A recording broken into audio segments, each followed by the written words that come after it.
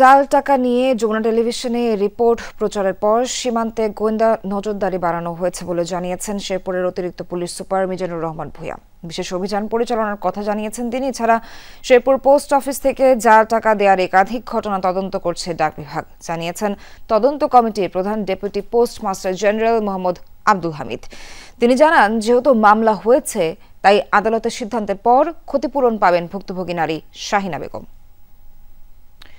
শেরপুর থেকে যুক্ত হচ্ছেন সহকর্মী আদিল মাহমুদ উজ্জ্বল। জানবো ওনার কাছ থেকে বিস্তারিত। উজ্জ্বল, যমুনায় আপনাদের রিপোর্ট প্রচারের পর কি কি প্রতিক্রিয়া দেখতে পাচ্ছেন এই বিষয়ে, আর প্রশাসনের তৎপরতা কি ইতোমধ্যে শুরু হয়েছে কিনা?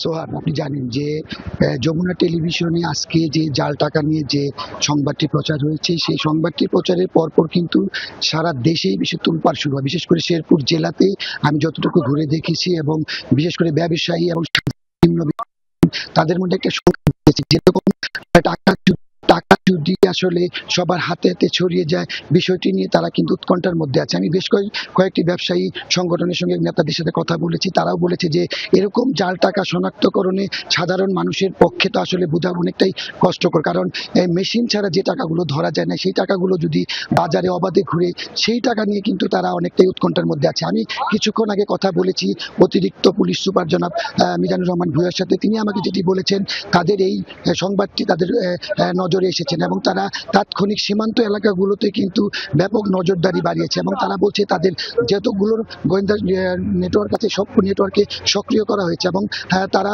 যেটি বলছে যে জাল টাকা শনাক্তকরণের জন্য যতগুলো পয়েন্ট আছে, বিশেষ করে আমরা যমুনা টিভির মাধ্যমে যে বিষয়গুলো উল্লেখ করেছি, তারা সেগুলোকে অগ্রাধিকার দিয়ে তারা কিন্তু সেগুলি নজরদারি বাড়িয়েছে। এবং আরেকটি বিষয় আপনাকে যে বলে রাখি, আমি পুলিশ সুপারের সঙ্গে কথা বলেছি, তিনিও আমাকে বলেছেন তারা এই যমুনা টিভির এই সংবাদটি সিরিয়াসলি নিয়েছেন এবং তারা তাদের সকল পয়েন্টে তাদের গোয়েন্দা নজরদারি বাড়িয়েছেন, এবং এই বিষয়গুলো যাতে জাল টাকা রোধে যা যা করা যায় সেটি করবেন।